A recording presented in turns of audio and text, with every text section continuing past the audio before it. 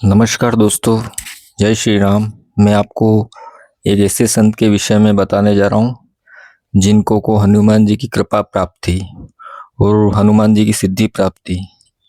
मुझे किसी संत महापुरुष देशभक्त के जीवन की वीडियो बनाने में बहुत मज़ा आता है क्योंकि उनके जीवन से हमें प्रेरणा मिलती है। हालांकि मैं अपने पिछले वीडियो में जिन लोगों ने भी जो मेरा वीडियो देखा है उसमें मैंने अपने 12 साल पहले का जीवन बताया था, और जिन्होंने नहीं मालूम है जिनको, उन्हें बता देना चाहता हूँ कि सन 2014 से पहले मैं एक अलग प्रकार का लड़का था जो कि बहुत हाई फाई रहने वाला और एक गैंगस्टर जैसी सोच रखने वाला व्यक्ति था और जीवन का कोई उद्देश्य नहीं था।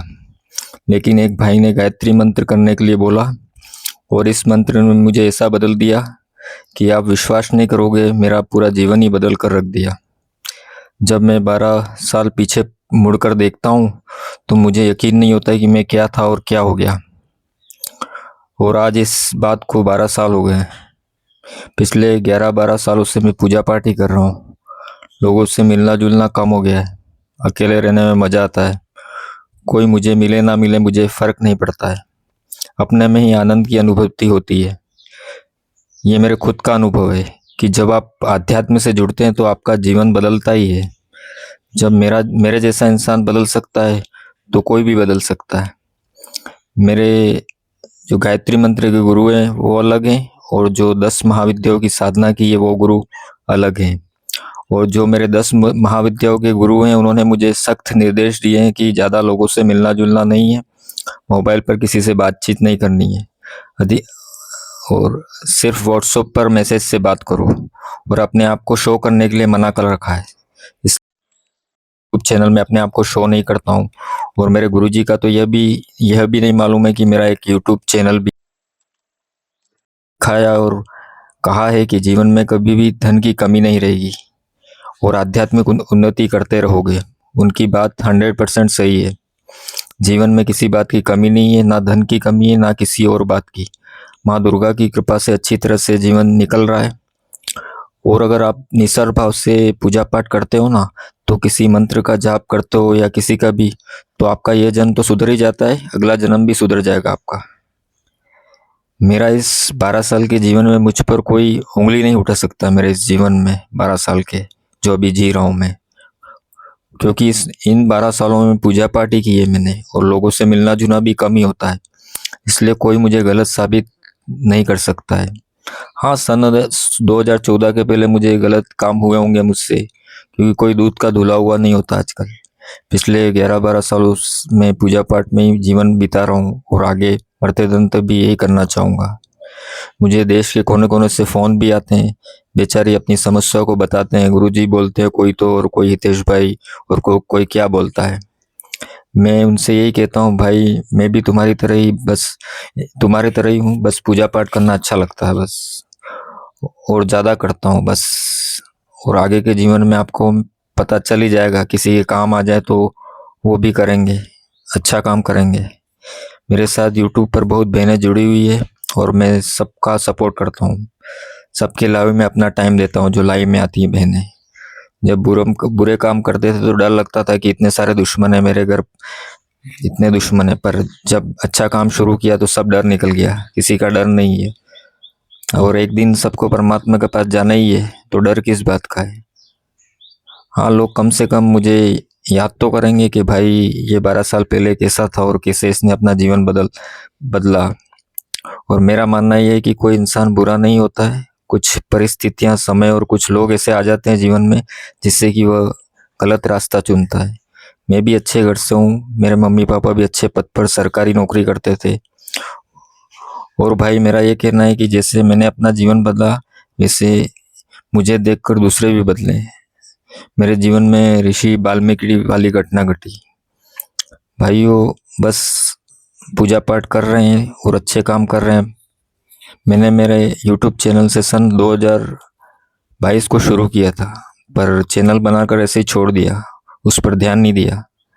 लेकिन अभी 7-8 दिन से एक्टिव हुआ हूँ और मुझे देशभक्त संतों और महापुरुष और धर्म के विषय में वीडियो बनाने में मज़ा आता है।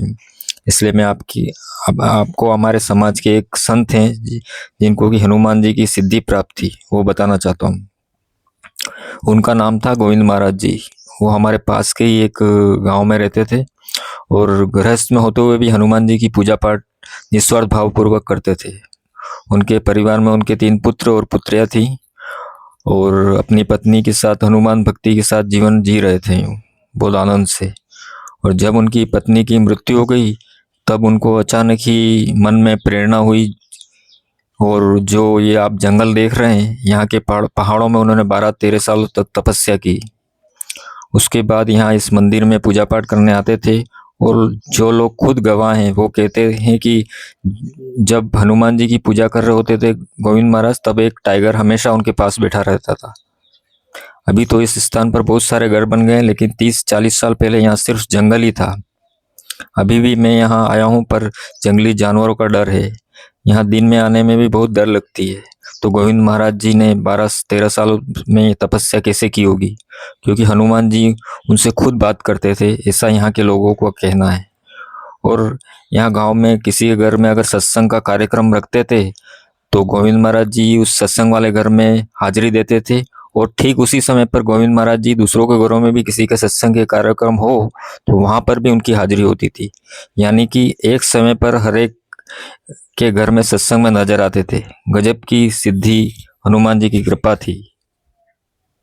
उन्होंने हनुमान जी की इतनी भक्ति की गोविंद महाराज जी ने कि हनुमान साक्षात उनके दर्शन देते थे, उनसे बातें करते थे। और एक बार की बात है, ये जिस रोड से हम जा रहे हैं यहाँ पर एक मेरे जैसे भाई थे, उसकी बाइक में पेट्रोल नहीं था और वो जा रहा था तो बीच में गोविंद महाराज वहाँ खड़े हुए थे। पतले दुबले से थे वो, कोई ज़्यादा शरीर वाले ऐसे नहीं थे, पतले दुबले से थे बिल्कुल। तो उनको उस लड़के को बाइक में जा रहे थे तो उनको उन्होंने हाथ दिखाया, उन्होंने बोला मुझे बाजार तक जाना है। और उस लड़के ने बोला मेरा पेट्रोल खत्म हो गया है, खाली थोड़ी दूर आगे जाएंगे और पेट्रोल खत्म हो जाएगा। तो गोविंद महाराज जी ने कहा कि कोई बात नहीं, जहाँ पे खत्म हो जाएगा वहाँ उतर जाएंगे। तो आप विश्वास नहीं करोगे, वहां से 10 किलोमीटर दूर बाजार था और उस लड़के के गाड़ी में पेट्रोल ही नहीं था। और वो गोविंद महाराज उस गाड़ी में बैठे, पेट्रोल पंप आया तब तक पेट्रोल उसके खत्म नहीं हुआ। तो वो भी सोच में पड़ गया कि कोई तो शक्ति है, मेरे अंदर गाड़ी में पेट्रोल ही नहीं था और इतने बाजार तक गाड़ी आ कैसे गई।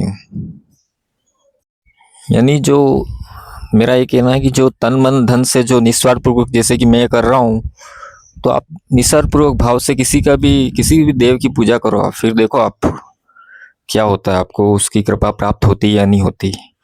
अब मैं जैसे ये लाइव में रोज सुबह शाम आता हूँ, पूजा पाठ बताता हूँ, इसका उद्देश्य यही होता है कि भाई मेरे जैसा व्यक्ति 12 साल पहले कैसा था, मैं कैसे जीवन था और मेरे जैसा बदल गया, पूजा पाठ कर रहा, तो लाइव में आप देखते हैं कुछ लोगों को उससे क्या मार्गदर्शन मिलता है। हाँ, वॉच टाइम तो मेरा बढ़ ही रहा है, खैर वो भी मेरा मुझे फायदा हो रहा है, लेकिन इसके साथ साथ दूसरे भी जुड़े, अध्यात्म से जुड़े। और मैं जैसे रोज सुबह लाइव में हवन करता हूँ, इस तरह से रोज दूसरे भी हवन कर सकते हैं, यूँ वो मैं बताता हूँ यूँ। तो मैं पहले का जीवन में बताऊँ आपको तो वो वाला और अभी काफ़ी चेंजेस है, और ये सब अध्यात्म से जुड़ने के बाद ही। और इन जैसे संतों का हमारे समाज में हुआ है तो उनका भी शायद कुछ असर हुआ होगा कि हमारे समाज के ऐसे गोविंद महाराज जी जैसे संत पैदा हुए हैं। और बाकी आपको ये वीडियो अगर पसंद आती है तो आप इसको ज़्यादा से ज़्यादा वॉच करें, और कोई नया है तो सब्सक्राइब करें मेरे चैनल को।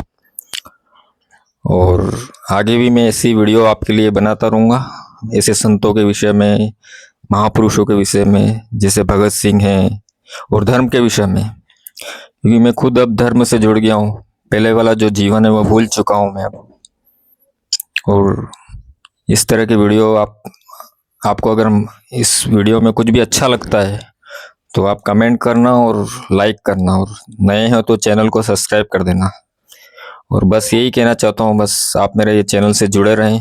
अभी मैंने पहले तो ध्यान नहीं दिया था, मैंने 2022 में जब शुरू किया, पर अभी कुछ दिनों से एक्टिव हुआ हूँ, तो आपका सपोर्ट रहा तो और आगे इसका वो वीडियो बनाऊंगा और अच्छी। तो इसी के साथ नमस्कार आपको सबको, जय श्री राम।